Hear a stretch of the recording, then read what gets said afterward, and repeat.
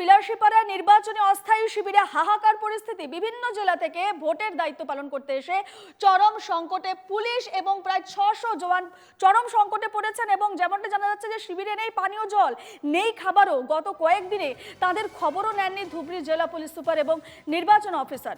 স্নানের জলই এখন তাদের পানীয় জল। বিলাসীপাড়ার চিরাকুটায় নবনির্মিত গার্লস কলেজ এবং ল কলেজে স্থাপিত অস্থায়ী শিবিরে পুলিশ এবং হোমগার্ড জওয়ানদের দুর্দশা চরমে। প্রায় অনাহারে তেষ্টায় দিন কাটাচ্ছে তারা। শীঘ্রই সমস্যার সমাধানে পদক্ষেপের জন্য কর্তৃপক্ষের কাছে তারা আবেদন জানিয়েছেন। এ নিয়ে আমরা বিস্তারিত কথা বলবো। ফোন লাইনে রয়েছেন আমাদের প্রতিনিধি অবিনাশ শীল। অবিনাশ, যেমনটা জানা যাচ্ছে যে বিলাসীপাড়া নির্বাচনী অস্থায়ী শিবিরে হাহাকার পরিস্থিতি, কি ছবি সেখানে?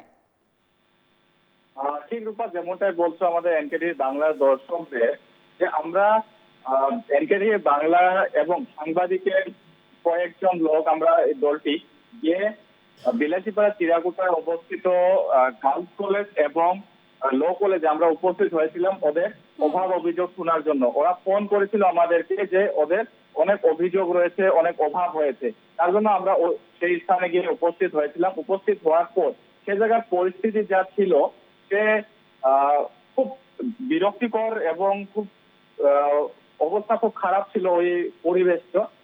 যে খাওয়ার জলটা ওরা, স্নান করার জলটা ওরা খাওয়া লাগে, ওই জল দিয়ে ওদের রান্না বাড়া করা লাগে, সে নিয়ে অনেক সংকটে ভুগছে ওরা। এমনকি কারেন্টের ফ্যাসিলিটিও ওদের নেই বলতে গেলে। খাওয়া পানি যে মিনারেল ওয়াটার দিতে হয়, সেই মিনারেল ওয়াটারও কিন্তু ওরা পাচ্ছে না। জানিয়ে ওরা আজকে সাংবাদিকদের সহায় সহযোগিতা কামনা করেছিল। তারপরে আমরা সেই স্থানে গিয়ে উপস্থিত হয়েছিলাম। ওদের একটাই আহ্বান যে গত দুটো দপ্তরের যে নির্বাচন হয়েছে ডিব্রুগড়, মরিগাঁও, সেই স্থানগুলোতে ওরা খাওয়া দাওয়া এবং থাকার সুবিধা পেয়েছিল, কিন্তু ধুবড়ী জেলাতে তাদের যে বিভিন্ন সমস্যা রয়েছে সেগুলো সমস্যা সমাধানের পদক্ষেপের জন্য তারা কর্তৃপক্ষের কাছে আবেদন জানিয়েছে। কর্তৃপক্ষ কি ব্যবস্থা নিয়েছে এখনো পর্যন্ত? ঠিক রূপা, ওরা কর্তৃপক্ষের সঙ্গে যোগাযোগ হয়েছিল। প্রথম ওরা জুনের 27 তারিখে আসছিল। 27 তারিখে আসার পর